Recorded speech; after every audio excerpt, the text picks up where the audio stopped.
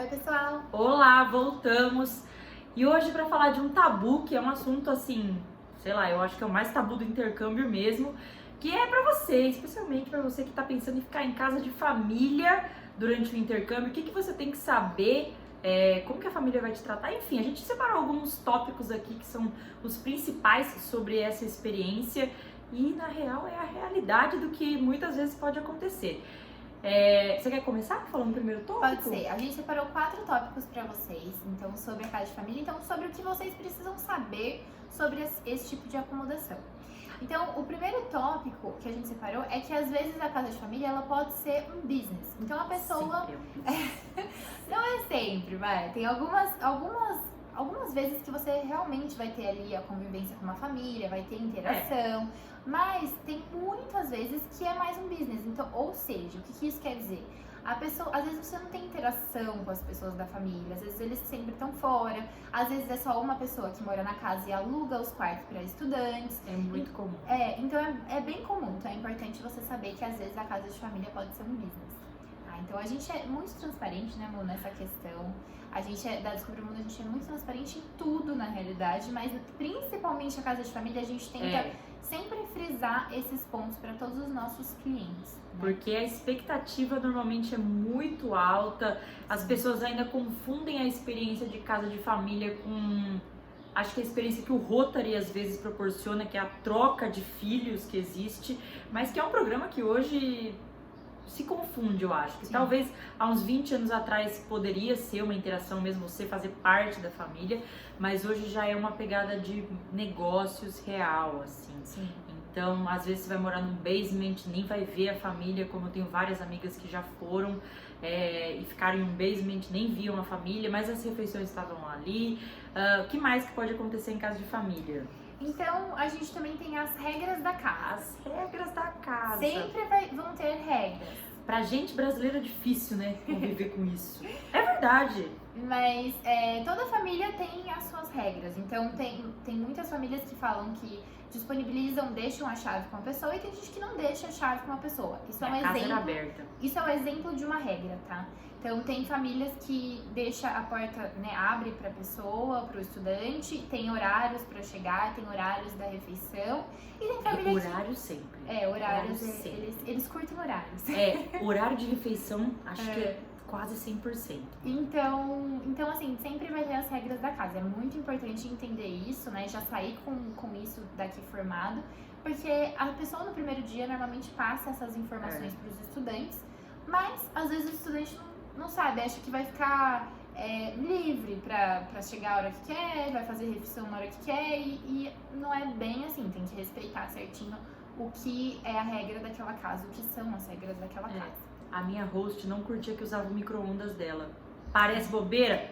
Parece. Mas ela não curtia real, porque cara. Provavelmente já aconteceu algum problema, né, por conta disso, e aí ela acabou que não deixa mais ninguém usar. Né? Exato, e leia-se das regras tudo, desde essa besteira de micro-ondas que pra gente parece besteira, até o horário de você chegar. Eu tenho amigas, quando eu fazia intercâmbio, que elas não conseguiam chegar depois das 10, porque o casal que ela tava na casa, a família que ela tava, não curtia festa e balada e tal, então ela tinha horário pra chegar, desde até lavanderia, como são as regras de lavanderia, vão lavar minha roupa, não vão, assim, não tem como a gente saber. Isso muda bastante também, de uma casa pra outra. Você tem que ir preparado. Tem casas de família que lavam a sua roupa, tem casa de família que a pessoa vai te ensinar como você lavar a sua roupa, e tem casa de famílias que não tem lavanderia dentro da casa, que às vezes usa a laundry mesmo, e daí você tem que usar a laundry e pagar, né? Mas é mais raro, normalmente as casas têm.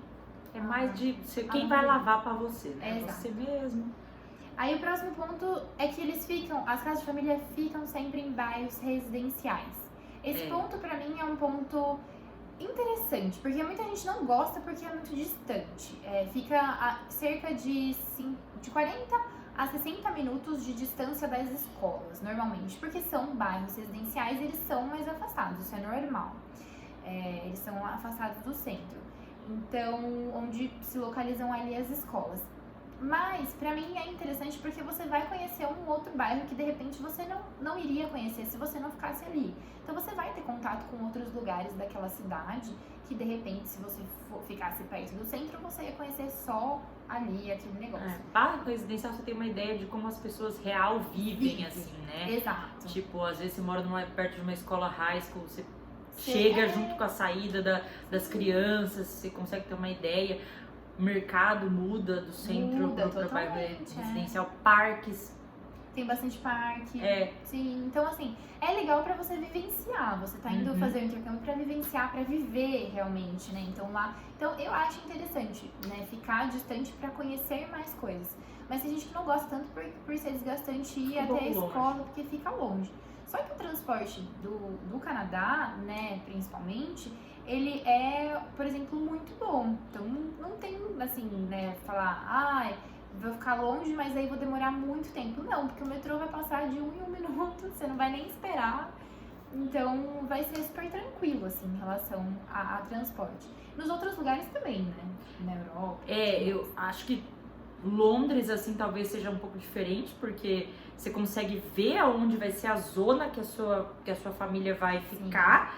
E aí você consegue já, às vezes, calcular o valor do transporte público, né?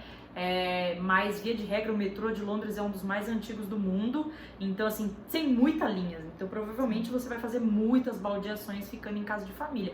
É ruim? Não, mas é algo que você tem que se preparar. Mas é interessante porque Londres dá pra você escolher a zona. É o único destino que dá, assim, pra você, de fato, antes da viagem, ver em qual zona você vai ficar. Porque Londres é enorme. Isso é legal. E o último ponto que a gente queria passar pra vocês é sobre as refeições. As casas de família, elas vêm com refeições. Então, sempre vai ser ou meia pensão, que é o que normalmente né? 99%. Que é café da manhã e jantar.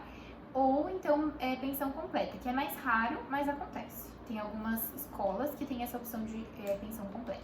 O que vai ser servido nessa refeição é basicamente o que a família come normalmente. Então eles têm uma alimentação, né, dos outros países bem diferente da nossa, né? Então é importante entender e estudar sobre o país que você está indo, o que eles se alimentam no café da manhã, no jantar, né? Porque às vezes vai ser bem diferente daqui do Brasil. E às vezes eles podem não comer a mesma coisa que vão servir. Tipo, a minha host, ela fazia uma comida pra ela.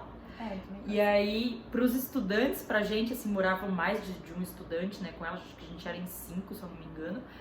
Ela fazia outra comida. Leia-se as comidas mais baratas, tipo uma macarronada, um frango assado às vezes. Então, assim, a gente chegava, ela já tinha comido. Então eu não sabia o que ela comia, mas ela fazia um negócio mais da hora pra ela, né? É um problema? Pra mim, não.